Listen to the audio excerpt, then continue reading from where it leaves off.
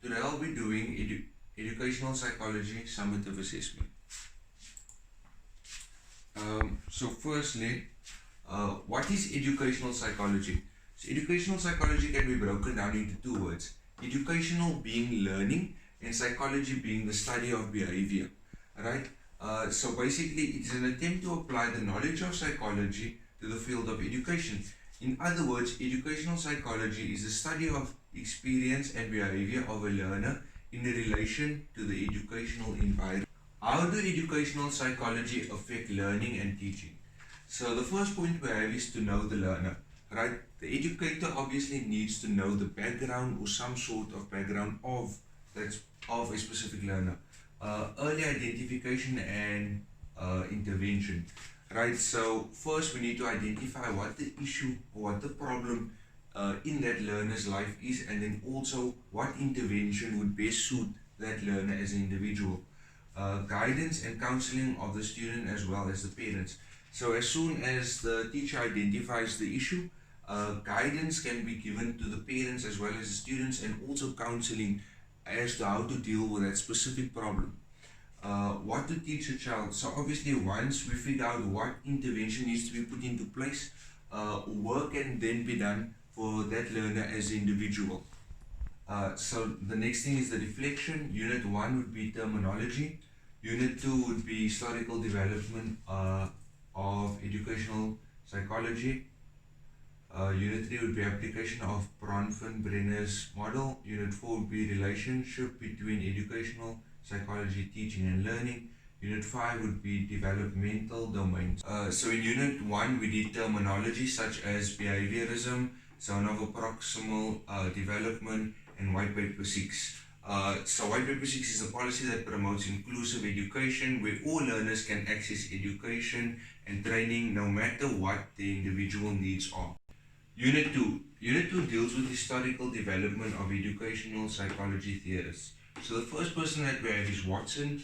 He believed that the home of that learner has a huge influence on how they perform at schools. Then John Dewey, he believed that education is learning by doing. He was more of the experimental type, and he believed that learners should be more hands-on. Then we have Jerome Bruner. He believed that the environment, the more challenging the environment, the better that learner would perform. Unit 3. Unit 3 deals with the application of Bronfen-Brenner's biological model. So over here you can see this is a representation of the model, and right in the middle of that we have individual. So these are all factors that will affect us as an individual, or affect you as an individual. The first thing you have is microsystem, which is your home, school, neighborhood, and so on. Mesosystem would also be a home, school, neighborhood, work, etc.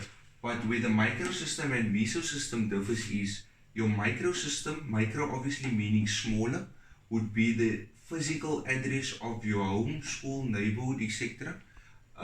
Mesosystem would be the area of your home, area of your school, area of your neighborhood, and so on. Then we have the exosystem. These would be things such as media, community services, child, school, parents, workplace, that will affect the individual. And then the macro system, which would be your cultural beliefs, customs, and laws. So these are all factors that will influence an individual. Unit 4. Unit 4 reflect relationship between educational psychology, teaching and learning. So the topic that I chose is the impact the coronavirus had on teaching and learning of children in South Africa. What I realized that when school closed, many children were left without proper food and parents were forced to stay at home due to the lockdown, which means that there was no real source of income. The government then relief fund that was announced to be 350 rand. I believe that this 350 rand is not enough to sustain a family for a month, right? And I also believe that there is now an educational gap that needs to be filled due to the corona pandemic. Unit 5, developmental domains. So here we're dealing with milestones, and the age group that I went with was 5 to 6 years old. Around 5 to 6, children will engage more specifically in writing such as letters and numbers. They will learn to write their names and their age at around about this age. They want to please their friends, so obviously they're looking for the sense of belonging, so they'll do anything to fit in with their friends or peers. Better at regulating, expressing, and talking about emotions. A 5, 6 year old will basically tell you whatever comes to mind. They do not think about consequences behind it. Yes, that had the biggest impact to me, I think, is Unit 4, which deals with the coronavirus. So I had a lot of insight what was currently happening, and I realized that changes can happen over a short period of time, as we all just experienced. The disparity between affluent and poorer communities became more clear in this time. I also learned the benefits of online studies, whereas other universities and schools was closed during this time. I was able to continue my studies.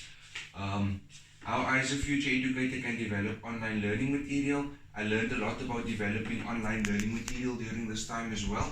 And I also helped assist with creating platforms for remote teaching, such as Google Classrooms, Microsoft Classrooms, and Zoom sessions, etc. Thank you for listening to my summative assessment.